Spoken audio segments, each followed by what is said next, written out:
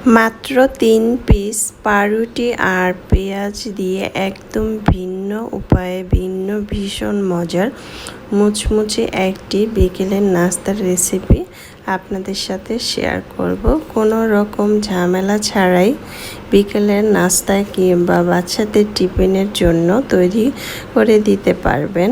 একবার তৈরি করলে দেখবেন পরিবারের বড় থেকে ছোট সবাই পছন্দ করবে। আর একদম ঘরোয়া উপকরণে আপনাদের তৈরি করে দেখাচ্ছি। ভীষণ মজার একটি রেসিপি, চাইলে কিন্তু আমরা সব সময় এটা তৈরি করে খেতে পারি। একবার বানালে দেখবেন রোজ বানাবেন।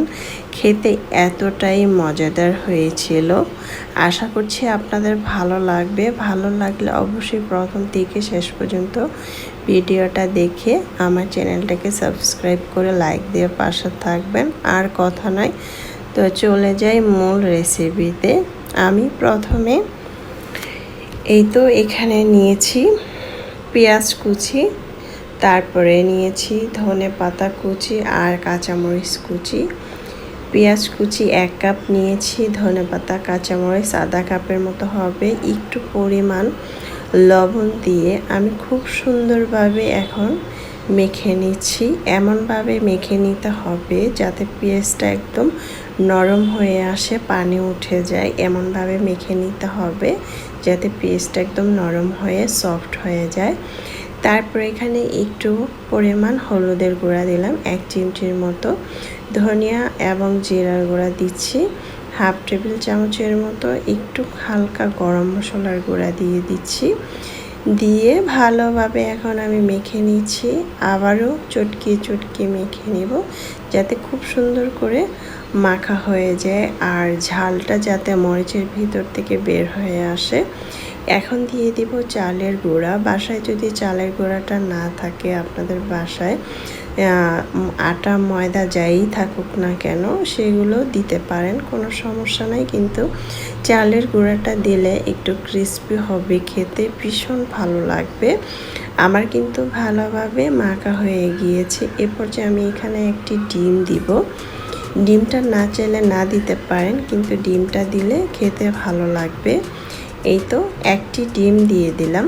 ডিমটাও সেমভাবে এখন আমি মেখে নিব অনবরত নেড়ে চেড়ে।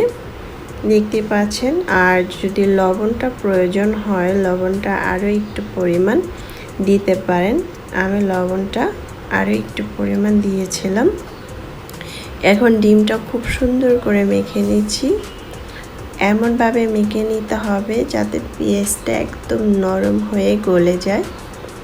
আমার কিন্তু খুব সুন্দর করে মাখা হয়ে গিয়েছে, দেখতে পাচ্ছেন। আমি খুব ভালো করে এটা মেখে নিয়েছি। এটার মধ্যে কোনো রকম পানি দিতে হবে না, এমনিতেই কিন্তু পানি উঠে যাবে। তারপরে আমি এখানে পাউরুটি নিয়েছি।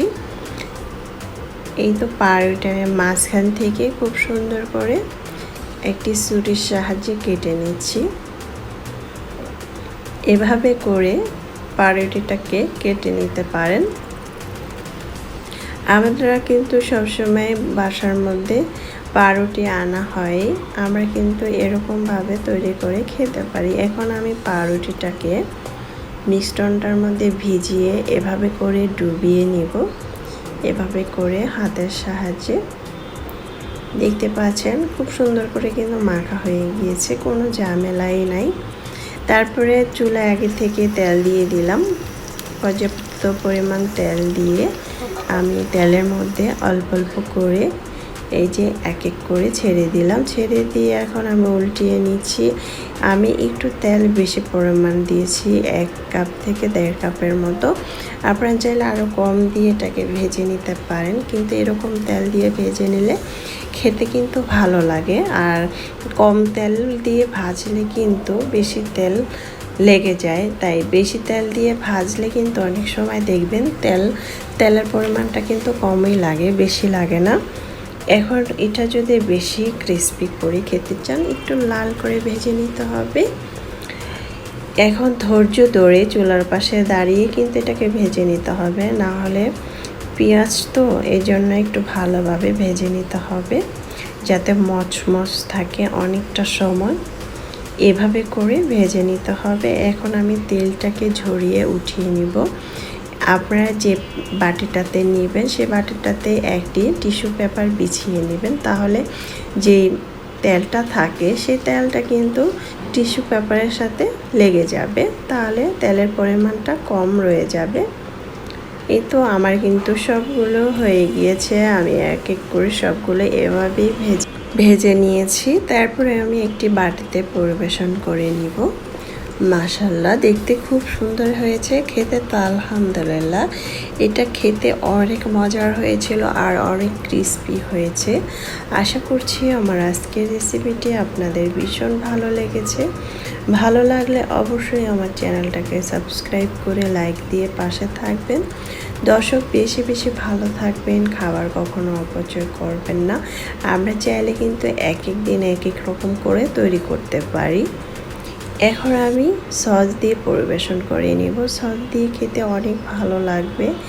এটা খেতে যেহেতু ঝাল ঝাল, এটা কিন্তু গরম গরম পরিবেশন করলে খেতে অনেক মজার হয়। আমরা কিন্তু এটা সকালবেলা অথবা বিকালবেলা তৈরি করতে পারি, যে কোনো সময় কিন্তু এটা তৈরি করে খেতে পারি। এটা খেতে যে এত মজা হয়েছে আর এত ক্রিস্পি হয়েছে কি বলবো, একবার হলো বানিয়ে বাসার সবাইকে খাওয়াতে পারে, সবাই অনেক প্রশংসা করবে।